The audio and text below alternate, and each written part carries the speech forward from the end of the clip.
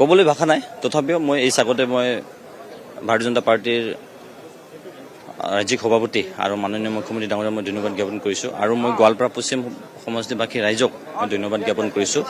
আৰু গোৱালপাৰা পশ্চিমৰ মণ্ডলৰ 3জন মণ্ডল সভাপতি, বুথ সভাপতি, মই আমাৰ ৰাভাচং যুথ মঞ্চ টংকেশ্বৰ ৰাভাকে ধন্যবাদ জ্ঞাপন কৰিছোঁ। অনাগত দিনত মোৰ নতুন প্ৰজন্ম হিচাপে মোৰ দায়িত্ব এটা থাকিব যে সমাজত আমি কেনেকৈ অপশক্তিবিলাক দমন কৰিব লাগে, সেই বস্তুটো মোৰ এইটো থাকিব, যাতে আমাৰ নতুন প্ৰজন্মই নিজৰ সংস্কৃতি, নিজৰ সভ্য সংস্কৃতি যাতে ভাল পোৱা এজন মানুহ নতুন প্ৰজন্মই যাতে উঠি আহে, মই সেইটো চেষ্টা কৰিম। যেতিয়া মধ্য গুৱাহাটীত কুংকি চৌধুৰী নামৰ এগৰাকী জেনজি প্ৰাৰ্থীক লৈ সমগ্ৰ অসমে চৰ্চা কৰি আছিল, সেই সময়তে পশ্চিম গোৱালপাৰাত পবিত্ৰ ৰাভা নামৰ আন এগৰাকী জেনজিয়ে কিন্তু জনতাৰ ঘৰে ঘৰে গৈ সোমাই গৈছিল, জনতাৰ হৃদয়ত সোমাই গৈছিল। কি ক'ব? চৰ্চা একেবাৰে হোৱা নাছিল, এতিয়া চৰ্চা হৈছে। কিন্তু মই এটা কথা কৈছিলোঁ যে মই 4 তাৰিখৰ পিছত আহিম মিডিয়াৰ ওচৰত, বা 4 তাৰিখৰ মই তাতে প্ৰচাৰৰ মাজত মই মিডিয়াৰ বাইট দিয়া নাছিলোঁ। মানে এইকাৰণে দিয়া নাছিলোঁ, চাওক, মই সমাজত বা ৰাইজে ভোটটো দিয়ে, ঠিক আছে, মিডিয়াও আমাক প্লাছ পইণ্ট দিয়ে, সেইটো নহয় যে মই মিডিয়াৰ এগেইনষ্টত কোৱা নাই। মই কৈছোঁ যে ভোট দিয়ে ৰাইজে, মানে মই বাইট দিলে যে ৰাইজে ভোট দিব সেইটো নহয়। ভোট দিব ৰাইজে। তৃণমূল পৰ্যায়ৰ যিটো আমাৰ ভোট আছে, আমি ভোটৰ ঘৰে ঘৰে মই গৈছোঁ, তেওঁলোকে ভোট দিয়ে। এতিয়া আমাৰ বিৰোধী দলৰ যোনে জেনজি, তেওঁলোকে যে মই বহুত টিভিত দেখিছোঁ, কিন্তু মই কৈছোঁ যে টিভিত বাইট দিয়াৰ পিছত মোৰ সামাজিক মাধ্যমৰ যদি বাইট দিয়াৰ পিছত যে মোৰ ভিউজ কিমান হ'ল, 10 লাখ হৈছে, সেই 10 লাখটো এইটো সমষ্টিৰে নে বাহিৰা সমষ্টিৰ, সেই কথাটো জানিব লাগিল। ঠগ খাই গ'ল। এই তাত ঠগ খাই গ'ল বস্তুটো। এতিয়া মই যদি ভুল নহওঁ, আমাৰ গোৱালপাৰা কলেজৰ কোনোবা এজন প্ৰফেচাৰ ইলেকশ্যন খেলিছিল, তেওঁ সামাজিক মাধ্যমৰ প্ৰচাৰ কৰি হয়। তো মই সেইটো তেওঁ মোটামুটি সামাজিক মাধ্যমত বাইট দি মানে বহুত মানে পপুলাৰিটি কৰিছিল, কিন্তু সেইটো নহয়।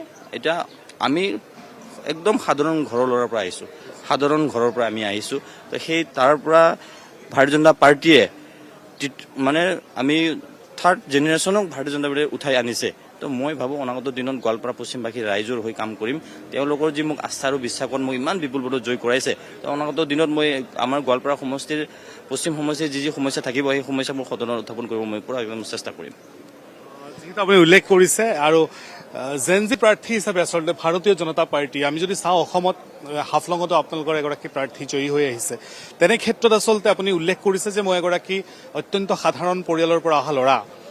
এই যিটো যে যাত্ৰা, আমি যদি চাওঁ বিহাৰতো চাওঁ আমি দেখিবলৈ পাম, আমি যদি পশ্চিমবংগতো চাওঁ আমি দেখিবলৈ পাম, এই যে সাধাৰণ আচলতে ঘৰৰ ল'ৰা এটাক বা সাধাৰণ ঘৰৰ ছোৱালী এজনীক যে ভাৰতীয় জনতা পাৰ্টীৰ যিটো মৰ্যাদা দিয়ে, সেইটোক লৈ আপুনি কি ক'ব?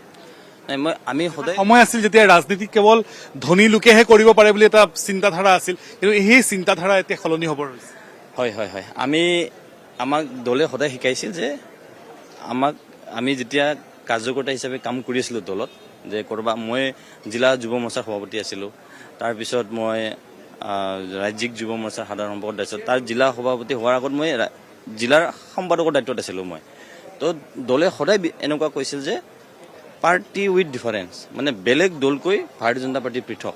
এই পৃথকৰ পৰিচয়ে মই কাৰণ কোনোবাই ভবা নাই যে আপোনালোকে যেতিয়া মোৰ ঘৰত যাব যে মোৰ ঘৰত গাঁৱৰ ভিতৰত সোমাব লাগিব। তাৰপিছত এতিয়াও ভাৰত স্বাধীন হোৱাৰ পিছত মোৰ ৰাস্তাটো হোৱা নাই, আৰু সেই সমষ্টিত আমাৰ কোনোবা এজন মোগলীয়া চিন্তা হোৱা বা ভাৰত স্বাধীন হোৱাৰ পিছত সেই সমষ্টিত ৭৮ বছৰে কোনোবা এজন আলী আহমেদ তেওঁলোকে তাতে ৰাজত্ব কৰি আছিল। কিন্তু এতিয়া কোনোবা এজন খিলঞ্জীয়া অসমীয়া ল'ৰাই তাত ৰাজত্ব বুলি মই নকওঁ, ৰাইজক সেৱক হ'বৰ কাৰণে মই আহিছোঁ। তো ৰাইজৰ যি সমস্যা থাকিব, সেই সমস্যাবিলাক নিশ্চয় মই আমূল পৰিৱৰ্তন কৰিব চেষ্টা কৰিম।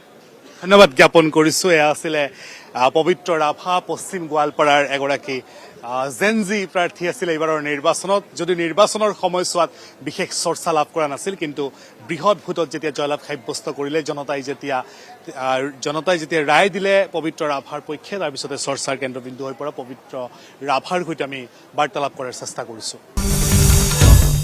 আসাম টক্স, আপোচবিহীন অসম কণ্ঠ।